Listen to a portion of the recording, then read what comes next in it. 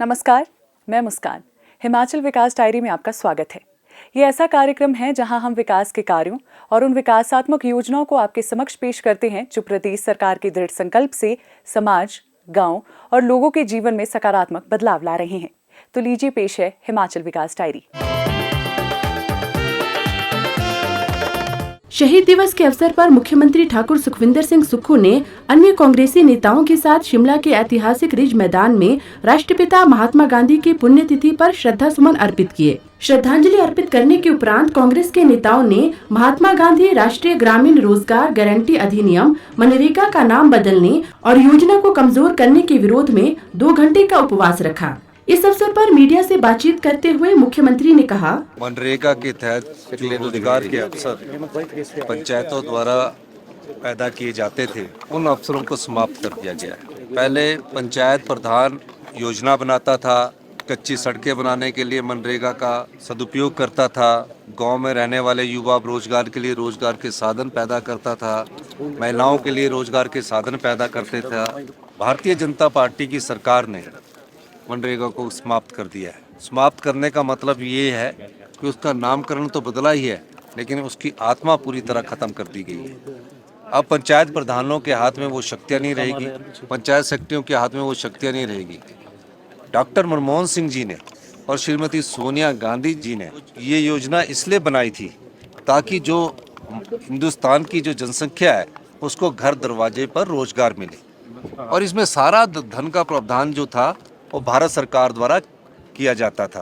Bharatiya Janata party ने जो गांव में रहने वाले युवा साथी हैं, जो मजदूर हैं, जो गरीब हैं, अब उनके पेट पर भारतीय जनता पार्टी की सरकार ने लात मारी है। जो पिछली मनरेगा थी उसमें 100% हमको भारत सरकार से मिल रहा था।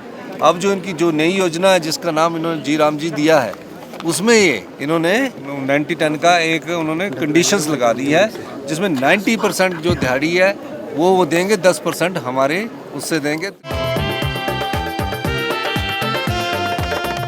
शिमला में मुख्यमंत्री ठाकुर सुखविंदर सिंह सुक्खू ने प्रेस वार्ता को संबोधित करते हुए कहा कि केंद्र सरकार द्वारा 2026-27 के लिए प्रस्तुत बजट स्पष्ट रूप से आम लोगों, मध्यम वर्ग, किसानों, बागवानों और विशेष रूप से पहाड़ी राज्यों की आवश्यकताओं के प्रति केंद्र सरकार की उदासीनता को उजागर करता है। उन्होंने कहा, 16 फाइनेंस कमीशन जो है वो आरडीजी को रिकमेंड करता है। हमने अंदाजा लगाया था कि पिछली बार अगर 48,000 साढ़े 48,000 करोड़ रुपए आया तो इस बार 50,000 करोड़ रुपए आएगा और हर साल 10,000 करोड़ रुपया प्रदेश को मिलेगा।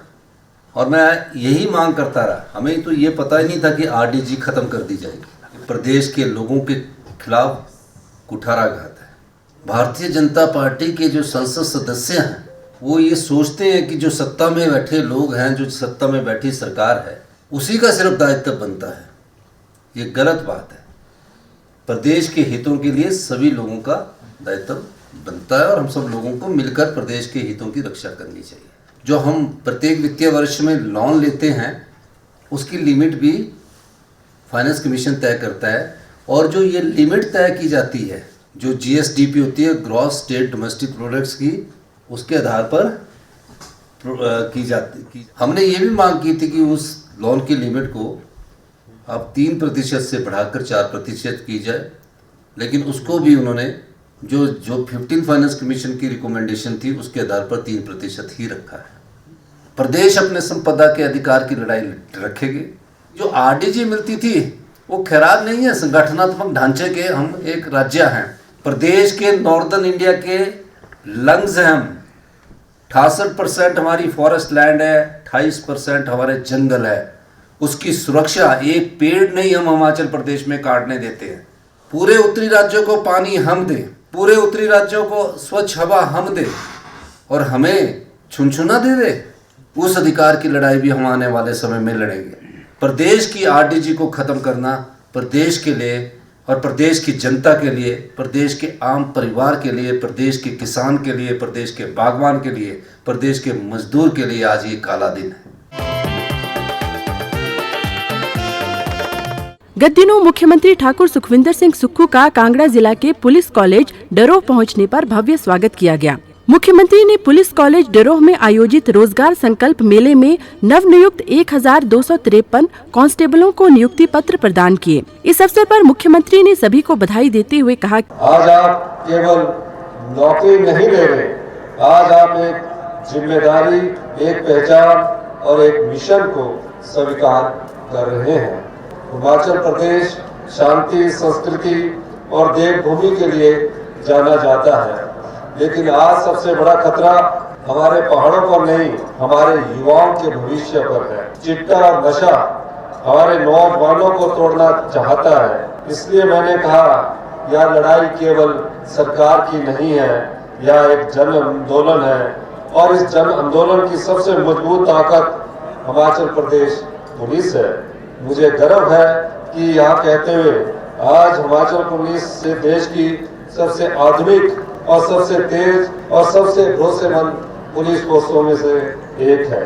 ERSS 112 में औसत प्रक्रिया समय के मामले में हिमाचल पुलिस पूरे देश में पहले स्थान पर है। आने वाले हिमाचल के युवाओं के लिए पुलिस भर्ती का एक और मौका दिया जाएगा और अगले 2 महीने में 800 पुलिस कांस्टेबलों की और भर्ती की जाएगी।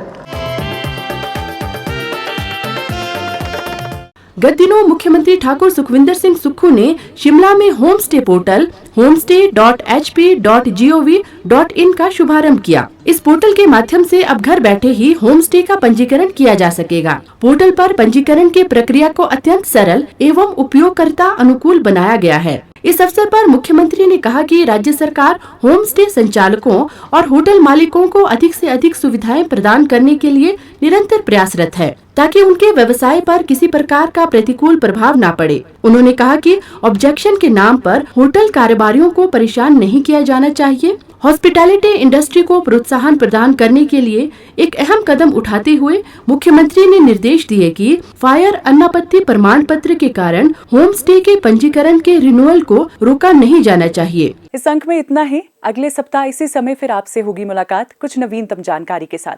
तब तक दीजिए इजाजत। नमस्कार।